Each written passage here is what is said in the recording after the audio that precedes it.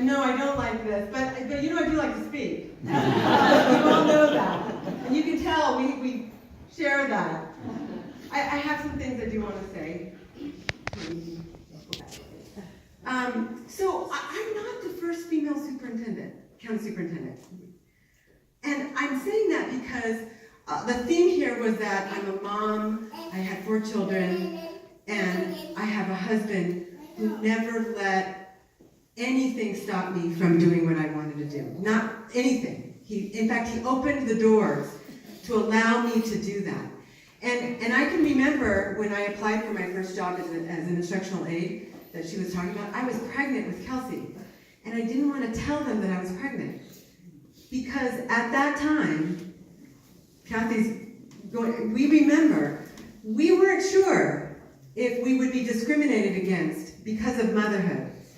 And I hid my pregnancy with a dress in some way, and I couldn't believe that they gave me the job. And then I had to tell them I was pregnant. And then of course everyone was like, what? You know, it's nothing. But I remember that feeling all those years ago. And that the one woman that I watched do and break barriers was the woman who was read of tonight, Penny Cooper Francisco. She was the first female principal at my district. She's the first female everything. And I just thought, man, she could do anything. And I did emulate my career after her. So thank you that was a lovely, lovely surprise. And she's been on my mind. But I'm not the first female county superintendent.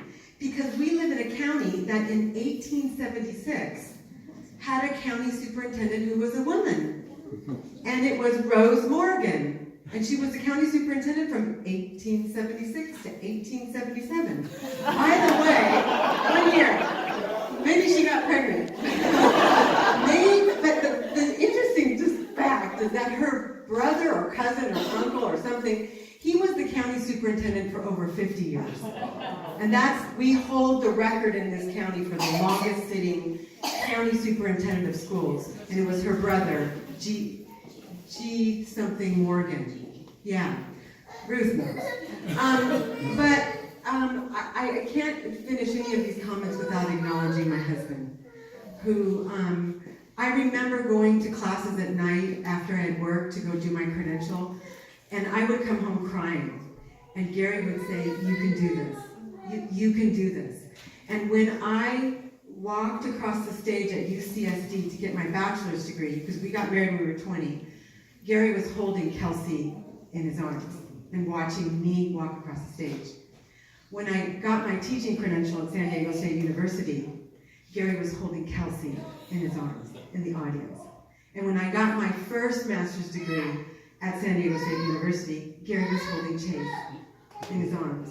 And when I got my second master's degree at National University, Gary was holding Sutherland. Not kidding.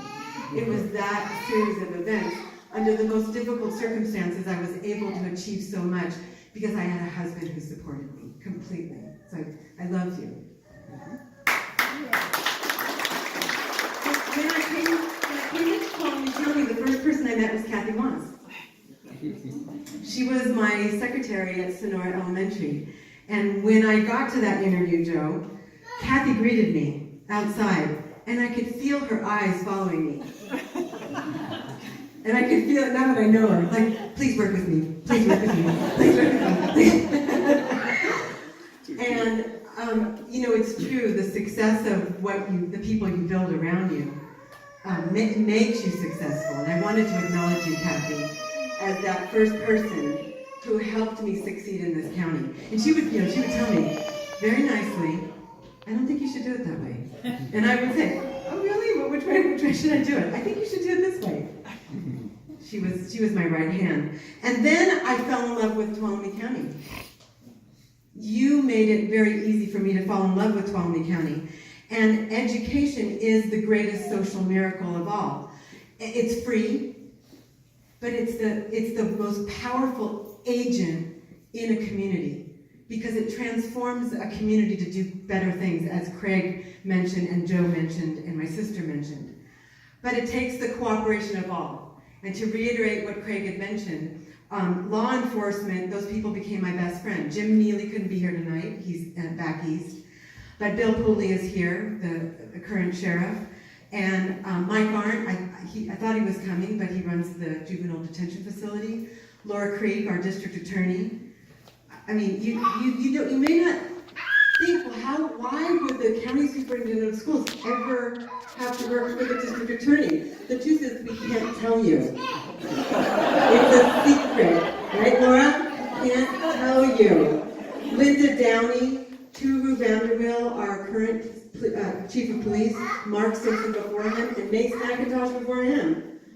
And Mason and I, we can't tell you. There's some stuff that education and law about the protection of children, we have to be great partners, and those are incredibly strong partnerships, and I appreciate all of everyone that has supported that endeavor to protect kids in some very difficult circumstances.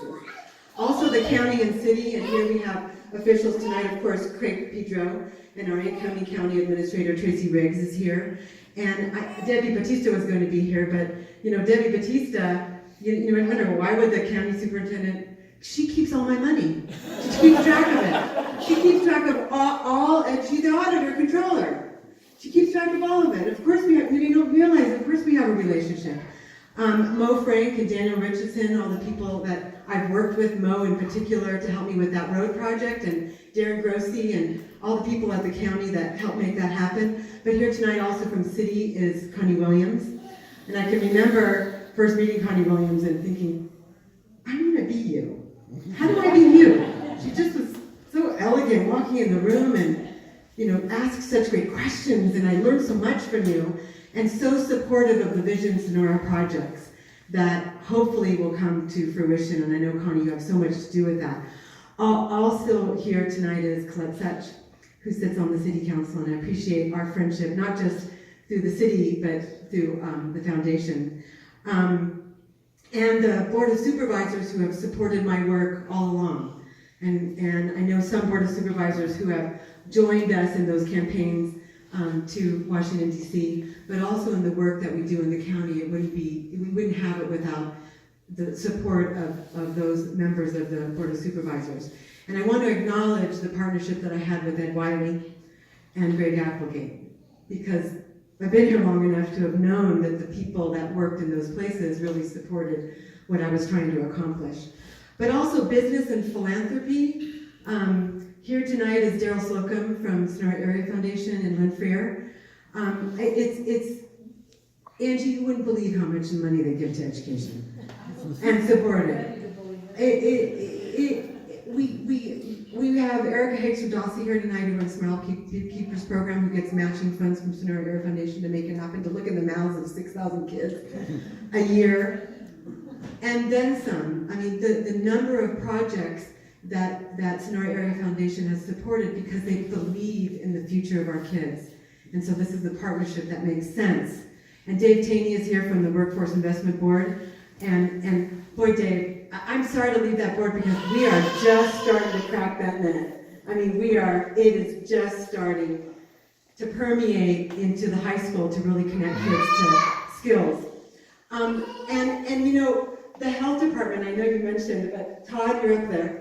Todd, and I thought Bob Bernstein was going to be here. I don't see him now, but the only person that can close a school besides me is Todd and Bob. And so of course we have a great working relationship because I relied on Todd and the data that he would collect and measure to make sure if we were going to have an epidemic or not, and if we needed to protect kids against that, and then to make sure we got them all immunized. And everything else that goes with it. It's a partnership that we constantly work together on, endlessly, and it's not over.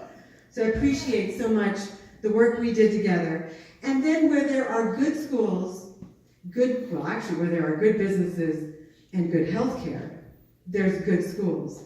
And I want to acknowledge Katrina, because Katrina used me, and I was so happy you did, when she was courting physicians to come move to this community, and they had children. Who'd she call? Margie. How about dinner at Seven Sisters tonight with a couple doctors? Gary, okay.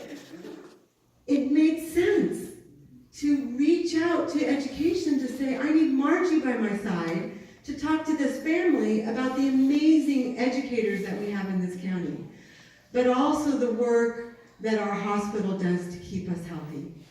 And my son-in-law is here. He's a physician with Sonora Adventist Health, and I am such an advocate of that hospital and the necessity that it provides us, and I know you'll pass that along to Michelle, who couldn't be here tonight to join us in these festivities. But Katrina, I'm so grateful to you and to the work that I did with Gail. Where are you? Gail, right in front of me. Gail made me understand the depth of relationships. Wait, doesn't that sound like Gail? Relationships. And that taking care of each other helped our community. And I watched her. I tried to take a few notes from you. Just the person who understood what it meant to sacrifice and to give. And you taught me that. And I'm so grateful to you for that. And then before Michelle, I wanted to give a shout out to Andrew John and to Jeff Ellen.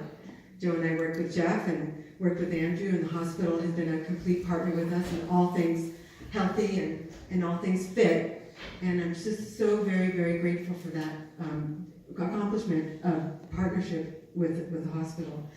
And then the relationship, Joe's right, county superintendent is not a district superintendent. The relationship is very different, oversees their budget. But a shout out to Dave Urquhart, who's here, Robert Griffith, who's here, and I know Tessa Pelfrey was going to be here. Some of the other superintendents couldn't make it this evening, but that partnership to be able to make sure we're always on the same page and running ideas by each other to make sure that we're doing things always innovative and right. I'll miss you guys. And Dave, you're retired, and so is Robert. But where are you, Robert? He's up here somewhere. But the work is very, very difficult ahead of us. Very difficult. Extremely difficult. The challenges that we have with the families that come to us, more than half of you in the room know what that is. But I could never have done it without legal advice. And I don't know if Byron made it tonight, but without Byron Smith advising me along the way and protecting kids along the way, but also my county board members who we co-govern with. County superintendent overlaps with these amazing people who steward and protect public education. And here tonight is Juliana Ferriani, Don Raleigh, and I thought Ian was going to be here tonight. I hadn't seen him yet, and Checker Twining. So I'm so grateful to the leadership that you've provided in co-governing with me at the county level. Also, when things are going great at my office is because I have these amazing department heads. Absolutely amazing. And Kathy Parker, who's at a wedding today, who will succeed me, I sat at my desk to talk to her about, the succession, and my desk sits by a window, and I told her, Kathy, my work is standing up every day and looking out the window and wondering what I can do. Because the work over in this building is done by these amazing magicians that I have that support education throughout the county. And I wanted to acknowledge Blaine Cowick, Dr. Cowick, who's here, who manages all of special ed. And Lisa Rico, who manages the $65 million that Joe talked about. It's not me, she does it. I just sign it. She's amazing. Troy and Brian Thomas and Troy Ashton, who uplifted things to your vision, the need to make sure our kids have the very best technology, the fastest technology, and protected with safety that Troy takes care of. And then he's my innovator. How do we help kids and teachers use that technology to innovate in the classroom? So I have this amazing team of technology that helps technology come alive. Tracy, who couldn't be here tonight, manages all things HR for me. Norma, who couldn't be here tonight, manages all things risk management. And Tony Combs. She's like my bookend to Kathy. Tony Combs, who is my administrative analyst, and she's going to chuckle when I say this because she analyzes me, and she steers me in the right direction. But these people, including Kathy, who will succeed me, the boat is sailing, and it doesn't need me anymore because of these amazing support people that run that county office. And to close, I wanted to say that Joe asked me, when, you may have forgotten that you asked me this, because I remember when he came following me out to the door, he had his bow tie on, right? He came following me out the door. I said, Margie, I hope you're staying overnight because, I think they're going to interview again. But I think the next day I met with him, or the third time I met with him, you asked me a question I never forgot. And it was probably just normal to you. But you said, what do you do to volunteer? And I'm thinking, wait, really? I think I do that 24/7. But he waited as Joe does with his dimple, you know? He waited. And I don't think I answered you. I don't think I answered you because I didn't expect that question. Until now. Because also in the room are the people I serve with on the foundation board and the college who I have fallen always absolutely in love with, and I want to acknowledge Melissa Rabius here, that vice president. The president of the college couldn't be here, but I'm so grateful to Melissa, who we've worked with longer than Shantanu and I, but 10 years I've worked with you, to open doorways for kids to access college classes at high school. And that was the kernel of this idea of a promise, that if kids can take college classes while in high school, in fact, if I ran for the legislature, and I'm right, Jan's going to be my campaign manager. I want high school to end at 10th grade, because after 10th grade, a student today, not a student 100 years ago or 50 years ago or 40 or 20 years ago, it's too much. They need to go into a 2-year degree program for skills attainment or go into a 2-year preparation for college. But at 10th grade, it needs to stop. And then partner with workforce investment to make sure that they have a job coupled with that skill that they're learning. And this college opened that door to say yes. And we had 15% of our kids in this county going to Columbia College. By opening the door to remove the barrier with my colleagues who are here, Sandra Hage, Judy Myers, Colette Such, Jeff Phillips, who is here, who am I missing, who sits on the foundation board with me,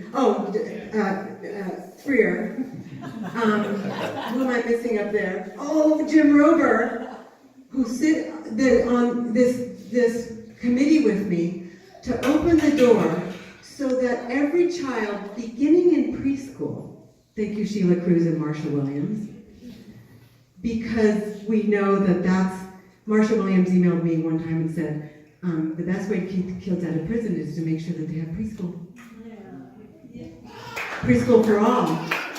And we've done some great work to make sure that happens. But we removed that barrier so that now, this year, 35% of the kids from our local high schools went to Columbia College this year. So, in closing, flanked by the friendships that I rely on so much in this community, there's the Emerys and the Ankrams, who are Gary and my closest friends here in this community. And Bill and Yvonne Morris couldn't make it tonight. I think we understand.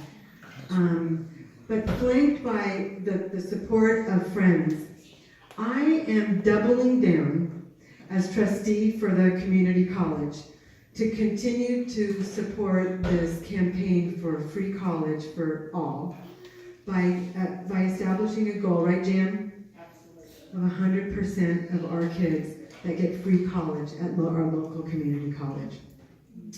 And so as you leave tonight, there's a little cookie with a little tag on it, because I can't resist, where there's a number And if you're interested in supporting this effort to make sure that every child has an opportunity for college, free tuition, $1, right? $1 or more.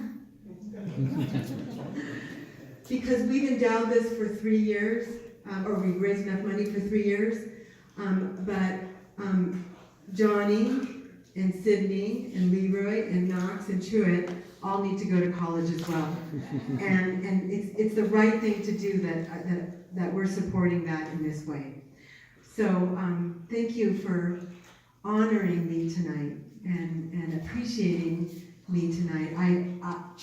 This is a group, this is a team. This is a sports team, and we've got all utility players here. So last thing, we got a lot of work to do. We do. That's it. Who am I missing? Yeah, thank you.